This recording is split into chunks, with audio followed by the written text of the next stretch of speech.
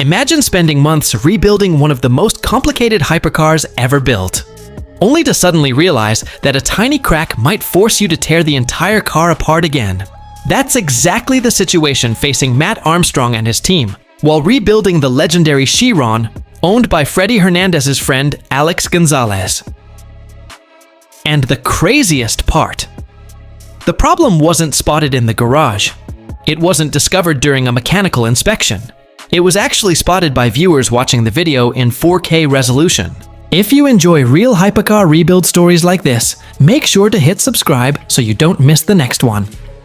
People online started noticing something strange in the footage. In one particular angle, right around the gearbox area, there appeared to be what looked like a hairline crack in the gearbox housing.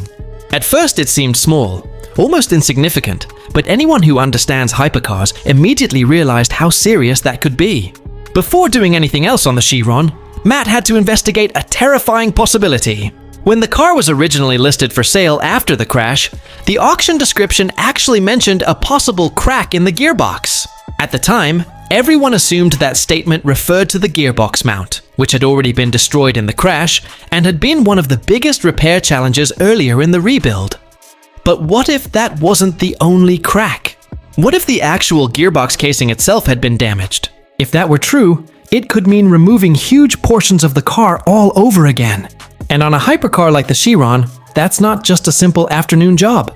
We're talking about dismantling parts of a machine built with titanium, carbon fiber, and engineering tolerances tighter than most race cars in the world.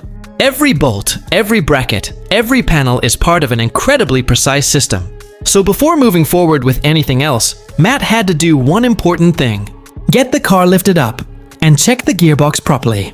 Once the Chiron was in the air, everyone leaned in to inspect the suspected crack.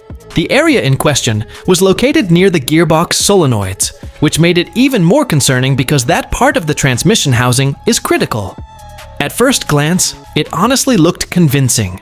The mark was sitting exactly where people online believed the crack was. It had the same shape, the same line, and under certain lighting, it looked exactly like a fracture in the metal. But then something interesting happened. They wiped it, and suddenly, the crack disappeared. What everyone thought was a structural failure was actually just residue sitting on the casing. Dirt and grime had built up in a way that perfectly mimicked a crack when viewed on camera. Just like that, one of the scariest possible outcomes for the rebuild turned into a massive sigh of relief. But that moment also showed something fascinating about projects like this. When you're rebuilding a hypercar like the Chiron, every tiny detail matters. A simple mark can look like catastrophic damage. A shadow can look like a crack. And a real crack could mean months of extra work and possibly hundreds of thousands of dollars in repairs.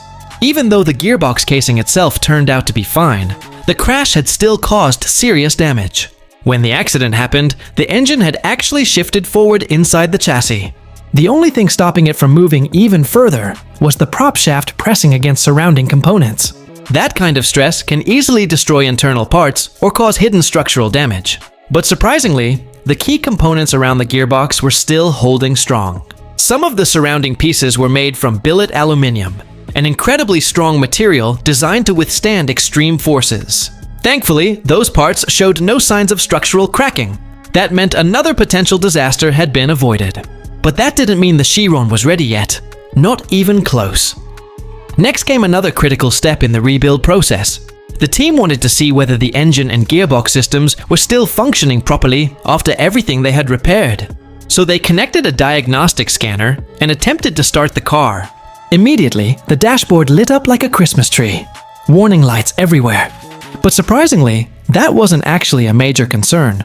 The Chiron had been almost completely dismantled during the rebuild process. So many sensors and electrical systems were not fully connected yet. That meant error codes were expected. The real test was whether the gearbox itself could still operate, and incredibly, it did. The car actually cycled through all the gears. First, second, third, fourth, fifth, sixth, seventh. Watching that happen was a massive win for the entire team. Because if the gearbox had failed internally, fixing it would have been one of the most complicated and expensive parts of the entire rebuild. But just when things started looking positive, something strange happened. The engine began running rough. Fault codes started appearing on the scanner. Misfires. Fuel system warnings. Airflow problems. At first, it looked like something serious was wrong with the engine. The diagnostics suggested issues with the secondary air pump system, which helps manage emissions during engine startup. One of those pumps was actually missing, which meant the engine management system was receiving incorrect airflow data. That imbalance can easily cause misfires and fueling problems. So naturally, the team assumed that was the main issue. But as it turned out, the real problem was much simpler. And honestly, a little embarrassing. Sometimes the most complicated cars in the world still fail for the simplest reasons. While investigating the issue further, they suddenly noticed something obvious: the fuel gauge. It was nearly empty. Earlier in the rebuild process, one of the fuel lines had popped off and sprayed fuel everywhere. But nobody had realized just how much fuel had actually been lost during that moment. The Chiron had simply run out of fuel. That's why the engine kept dying.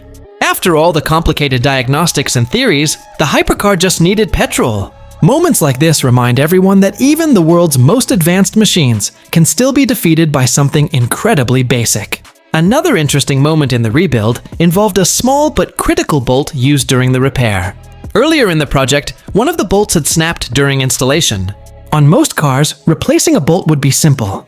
But on a Bugatti, even something as small as a bolt can become a major challenge. Finding the exact replacement isn't easy. Eventually, the team sourced one from a specialist manufacturer. It looked almost identical to the original part, but it was slightly longer. Even a difference of just 2 threads could matter when dealing with components this precise. So they carefully installed it and torqued it to the correct specification. Not too tight, not too loose, because over-tightening could snap the bolt again, while under-tightening could lead to catastrophic failure later. In the end, they settled on tightening it to 25 Newton meters, slightly below the official specification just to stay safe. Another tiny step forward in the rebuild. With the gearbox confirmed intact, the bolt replaced, and the engine issues finally understood, the Bugatti Chiron rebuild moved one step closer to completion. But the journey was far from over. This project has already included snapped bolts, missing components, mysterious warning lights, and moments where the entire rebuild nearly went backwards. And that's exactly why people love watching it.